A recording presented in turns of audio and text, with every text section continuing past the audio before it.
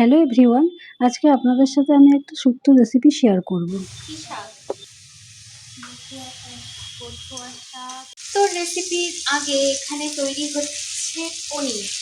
যেহেতু আজকে নিরামিষ, তাই নিরামিষ পনিরই হবে, কোনো পেঁয়াজ টেয়াজ থাকবে না। এখানে এখানে রাঁধুনি আর মৌরি তো শুক্তোর জন্য আমি শুক্তোর সবজিগুলো একটু ভাপ দিয়ে নিচ্ছি। আর সবজির মধ্যে আছে সজনা, আলু, স্কোয়াশ আর হলো গাজর। আগে একটু ভেজে নিয়েছি করলা আর বেগুন।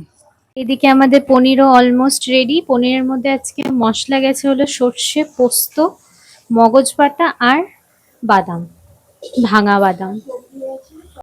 আজকে যে শুক্তো রেসিপিটা আপনাদের সাথে শেয়ার করব সেটা আমার নিজের করা না, সেটা আমার মায়ের থেকেই শেখা।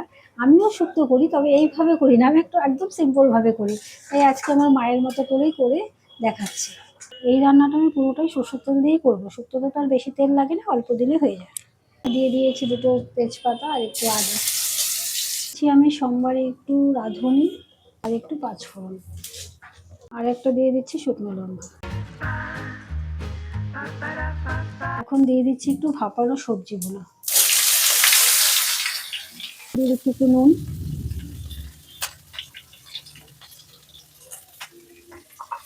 সামান্য একটু হলুদ,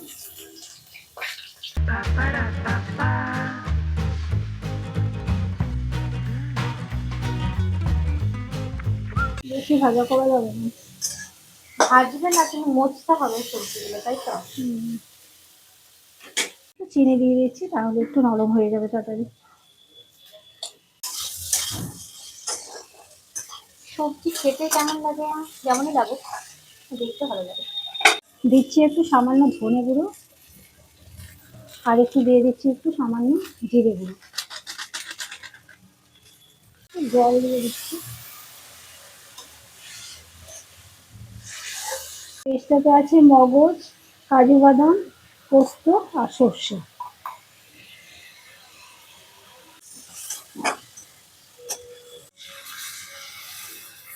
মশলাটা দিয়ে একটু জল দিয়ে দিচ্ছি। আচ্ছা, এটার মধ্যে যাবে না দুধ? যাবে, একটু নামানোর আগে তখন দুধটা দিয়ে দিবো।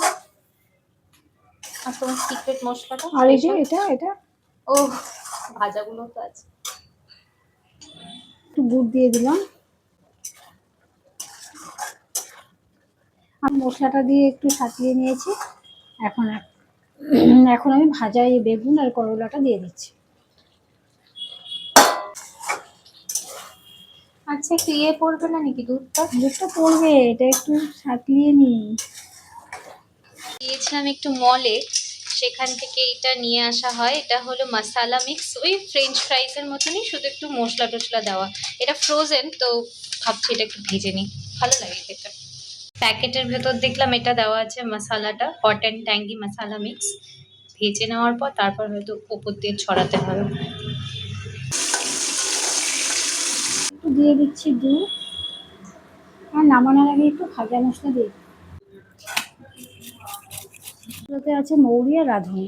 এই যে এর আগে আপনাদেরকে দেখিয়েছিলাম যে ভেজে নিচ্ছি, সেই মশলাটা যে দিয়ে দিচ্ছি। মশলাটা এখন নামাবো, তো তার আগে দিয়ে দিলাম।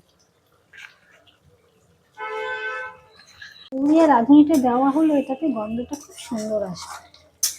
একদম অনুষ্ঠানের বাড়ির মতোই শুক্তোটা হয়েছে। একদিন করে দেখবেন। নামানোর আগে সামান্য একটু ঘি দিয়ে নামিয়ে ফেলবো। আর এইদিকে আমার ফ্রাইসগুলো রেডি হয়ে গেছে। আজকের ব্লগটি তাহলে এখানেই শেষ করছি। আর আমার রান্নাটা কেমন লাগলো আমাকে কমেন্টের মাধ্যমে জানাবেন। আর যদি ভালো লাগে তাহলে আমাকে একটা লাইক ও সাবস্ক্রাইব করতে ভুলবেন না।